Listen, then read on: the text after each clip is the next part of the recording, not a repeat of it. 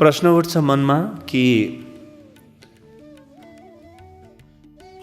परम ऊर्जाको बाटोमा, परमात्माको बाटोमा अथवा जीवनलाई प्रकाशित गर्ने बाटोमा मुख्य रूपमा मेरो साधनाले कुन दिशा लिनुपर्छ, मेरो जीवनमा के अनुभवहरू आउनुपर्छ ताकि म मेरो साधनालाई उचाइमा लैजाउँ र मेरो जीवन जे बन्न सक्थ्यो त्यो बन्नका लागि म तयार हौँ।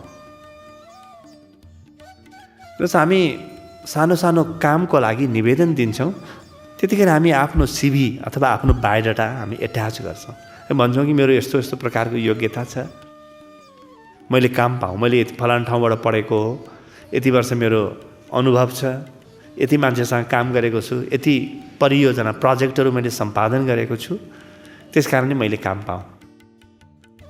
यहाँ त हामी परमसँग मिल्न आएका छौँ लय विज्ञानमा। यो कुनै सानो काम पाएको पनि होइन, तपाईँ प्रधानमन्त्री बनेको मात्रै पनि होइन, राष्ट्रपति बनेको मात्रै पनि होइन, तपाईँ नोबेल पुरस्कार पाउने प्रयासमा लागेको मात्रै पनि होइन। जे गरिरहेका छौँ यो कर्म त्योभन्दा पनि ठुलो कर्म हो। हामी जे गर्दैछौँ यसको तुलना संसारको कुनै पनि कर्मसँग हुनै सक्दैन, कहिले पनि हुँदैन। किनभने हामी आफ्नो चेतनाको उच्चतम बिन्दुसँग मिलनको तयारी गरिरहेछौँ र जीवनको नियम एकदम सजिलो छ। नियम के छ? कुनै पनि कुरा मैले आर्जन गर्नुपर्छ, आर्जन नगरेको केही पनि कुरा मेरो जीवनमा आउँदैन। खोज हुनुपर्छ र आर्जन गर्नुपर्छ, आफूले कमाउनुपर्छ, सत्य पनि आफूले कमाउनुपर्छ, परमात्मा पनि आफूले कमाउनुपर्छ। किनभने जीवनका सबैभन्दा मूल्यवान चिजहरूले मेरो योग्यताको माग गर्छ, मेरो योग्यताको माग गर्छ। त अब हेरौँ, हामीभित्र के कुरा बनेपछि म एउटा परम अनुभवका लागि, परम अनुभूतिका लागि सुयोग्य बन्छु। यो बुझ्नको लागि मनुष्यका दुईटा मुख्य बिन्दुहरू फेला पार्नुपर्छ। दुईटा मुख्य बिन्दु के हुन्? हामी बोध विज्ञानदेखि नै त्यसको चर्चा गरिरहेका छौँ। जब चेतना म भित्र प्रवेश गर्छ अथवा मेरो चेतनाले म आफैलाई देख्छ त्यतिखेर ध्यान बन्दछ। मेरो चेतना यानि सजगता, मेरो सजगताले जब म आफैलाई बुझ्छ, मेरो सजगता मतिर नै फर्किन्छ, सजगताको प्रकाशले म आफैलाई अध्ययन गर्न थाल्छु, त्यसैलाई ध्यान भनिन्छ। र त्यो सजगता जब बाहिरतिर फर्किन्छ त्यसैलाई प्रेम भनिन्छ। यो त हामीले बुझ्यौँ। त दुईटा बिन्दु भए, ध्यान र प्रेम, दुईटा बिन्दु भए। भगवान शिवको कथा हामीले पढ्यौँ भने नि यो कुरालाई बडो स्पष्टसँग ऋषिहरूले व्याख्या गरिदिएका छन्, बुझाइदिएका छन्। भगवान शिव जब शिवरूप हुन्छ, शिवरूपमा चाहिँ कैलाश पर्वतमा बस्छन्, त्यतिखेर उनलाई केही पनि चाहिँदैन। खरानी दलेका छन्, खरानी यानि संसार छैन, भस्म दलेका छन्। भनेको मलाई संसार चाहिन्न भनेर गरेको घोषणा हो त्यो, भस्म दल्नु भनेको। ऊ एक्लै छन्, अरू कोही पनि छैन, त्यहाँ उनी ठिक छन्। तर त्यहाँ मात्रै बसेर त संसार बन्दैन। तपाईँ आफूभित्रको ध्यानमा मात्रै रहनुभयो भने, त्यही मात्रै 24 घण्टा रहनुभयो भने त संसार चल्दैन। त्यो त कैलाश हो। कैलाशको अर्थ ध्यान हुन्छ। कैलाश भनेको ध्यान हो। त आफ्नो ध्यानमा मात्रै रहनुभयो भने त फेरि बाँकी रहेको कुरा चल्दैन। तपाईँभित्र प्रतिभा होला, तपाईँ वैज्ञानिक होला, तपाईँ लेखक होला, कवि होला, वा तपाईँ नृत्याङ्गना होला, वा तपाईँ कुनै विद्यार्थी होला, विद्वान होला। तपाईँको प्रतिभाको पनि त फाइदा संसारले र परमात्माले लिनुपर्छ। त्यो लिँदाखेरि अब यी शिव नै अब जब समाजमा छिर्छन् यिनलाई शङ्कर भनिन्छ। त अब बाहिर निस्केको शिव हो त्यो, यानी सजगता आफैतिर फर्कियो, ध्यान बन्यो, कैलाश बन्यो। सजगता बाहिरतिर फर्कियो, जब बाहिरतिर फर्कियो त्यतिखेर प्रेम पर्यो। अब बिना प्रेम त जीवनको निर्माण हुँदैन। जीवनमा निर्माण गर्नु छ, आफ्ना आवश्यकता पूर्ति गर्नु छ, अरूका आवश्यकता पूर्ति गर्न मद्दत गर्नु छ, आफ्ना इच्छाहरूको बाटोमा काम गर्नु छ, अरूका इच्छाहरूको बाटोमा काम गर्नु छ, त चेतनालाई शङ्कर पनि बनाउनुपर्छ, शिव मात्रै बनाएर पुग्दैन। अब यी दुईटै भए भने बल्ल पूर्णता। त्यही भएर शिवपुराण के भन्छ भने शिव पनि अपूर्ण छन्, शिव आफै अपूर्ण छन्। किनभने ब्रह्मा विष्णु र महेश वा शिवको रूपमा एक मात्रै हुन् नि, तीनमध्ये एक हुन्, त्यो पनि परम होइन। शङ्कर पनि अपूर्ण छन्, दुवै मिले भने शिवशङ्कर वा सदाशिव भनिन्छ, त्यो मात्रै पूर्णता हो। सदाशिव वा शिवशङ्कर के हो त? म ध्यानको क्षेत्रमा प्रगति गरौँ र प्रेमको क्षेत्रमा पनि प्रगति गरौँ, दुईटै प्रगति मेरो जीवनमा आओस्। त्यही भएर कथामा आउँछ कि भगवान शिवलाई बार बार घरि माता पार्वतीले, घरि उमाले, घरि कसले संसारतिर ल्याइरहन्छ, ल्याउनु जरुरी छ, त्यही मात्रै बस्न दिनु हुँदैन, त्यहाँ कुनै विकास छैन, बाहिर त ल्याउनुपर्छ। तर त्यही शिव आउनुपर्छ जुन कैलाशमा छन्, यानि ध्यान पोखेर बाहिर आउनुपर्छ जीवनमा।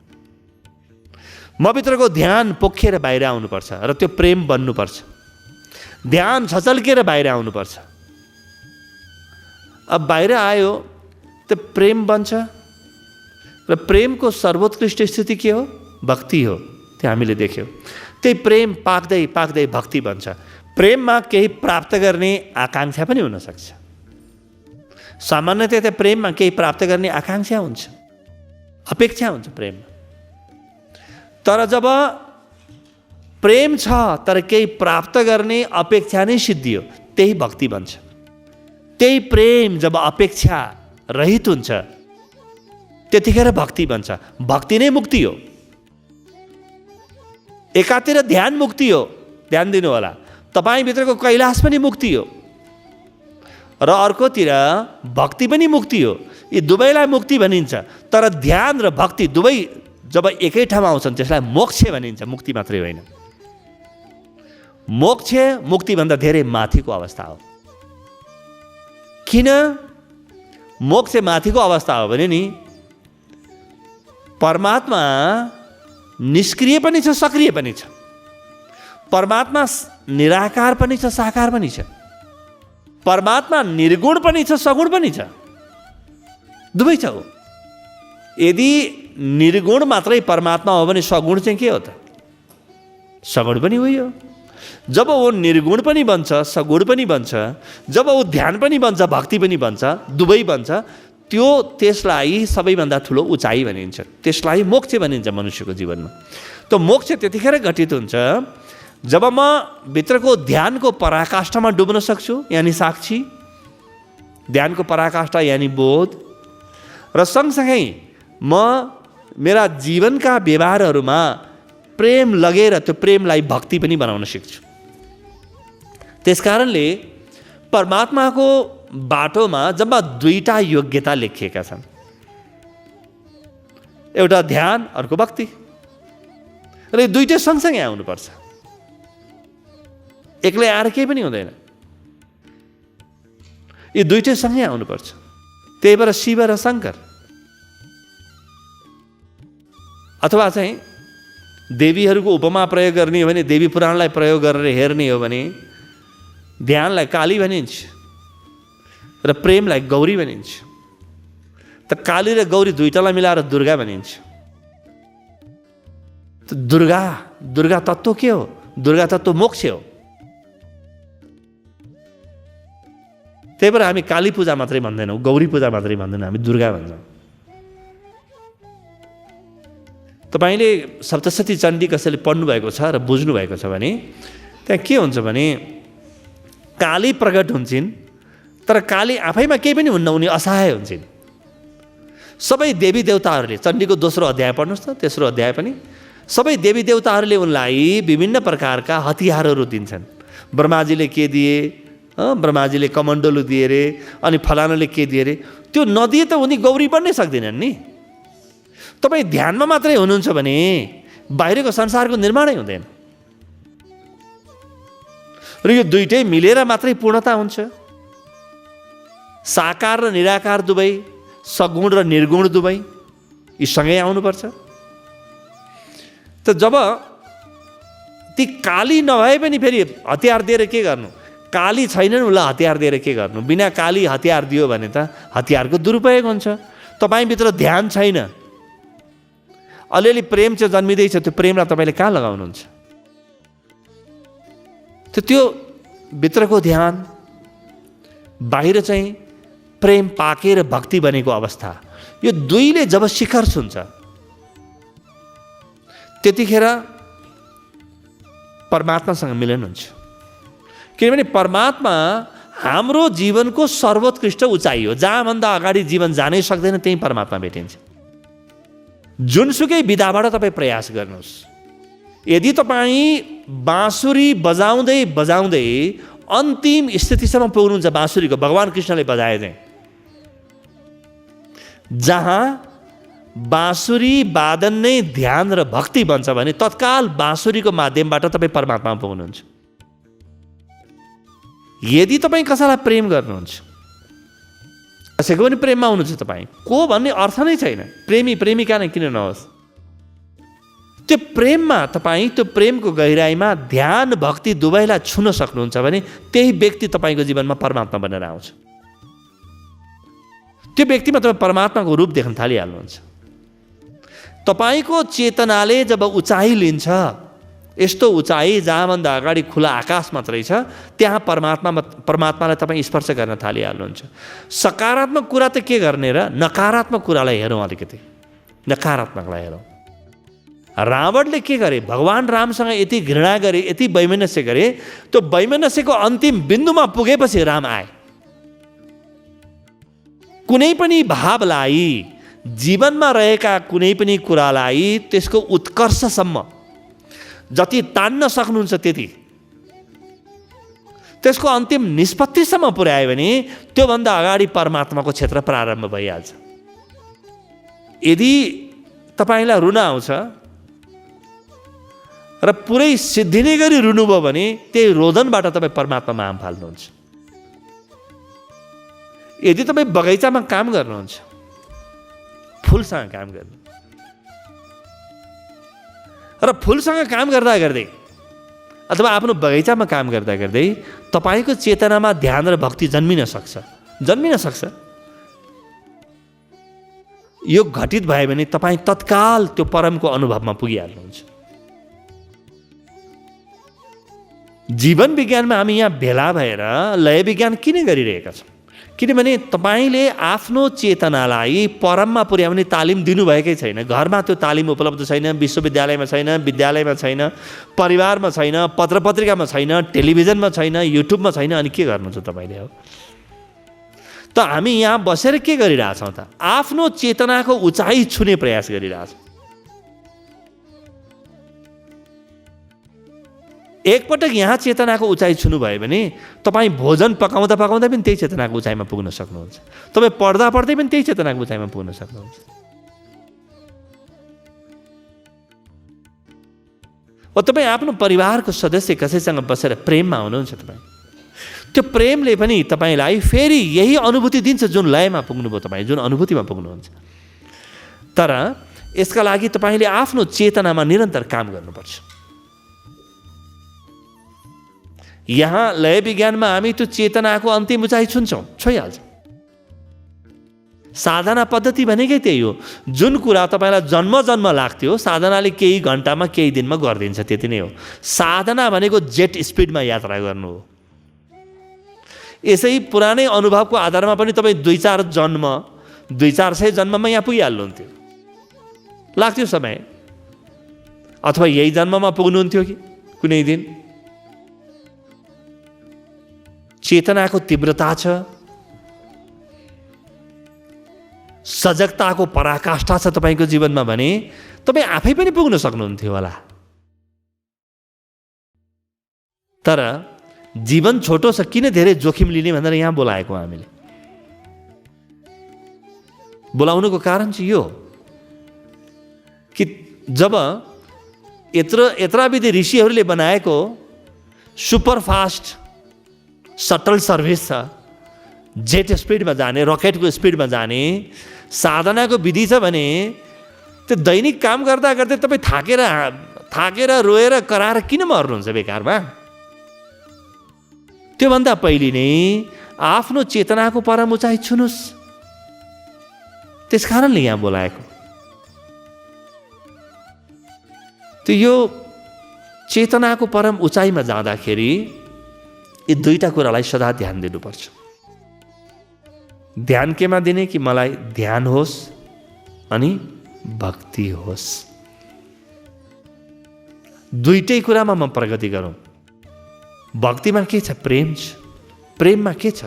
प्रेमले के माग्छ भन्नु त? सेवा माग्छ नि। मलाई आमासँग प्रेम छ, अब आमालाई बडो गाह्रो छ, बिरामी हुनुहुन्छ, म सेवा नै गर्दिनँ, केही पनि गर्दिनँ भने प्रेमको नाम मात्रै छ। प्रेम छ भने सेवा अनिवार्य जन्मिन्छ। सेवा प्रेमको बच्चो हो, आफै आउँछ, सन्तान हो। त्यस कारणले एक त ध्यानको गहिराइमा पुग्ने, अर्को जे काम गर्दा पनि सेवा भावले गर्ने। सेवा भावले गर्दा गर्दै कुनै दिन त्यो भावनामा निस्वार्थपन आयो, भावनामा समर्पण आयो, भावनामा शरणागति आयो र भावनामा कहीँ कतै कहीँ लिने वृत्ति नै रहेन।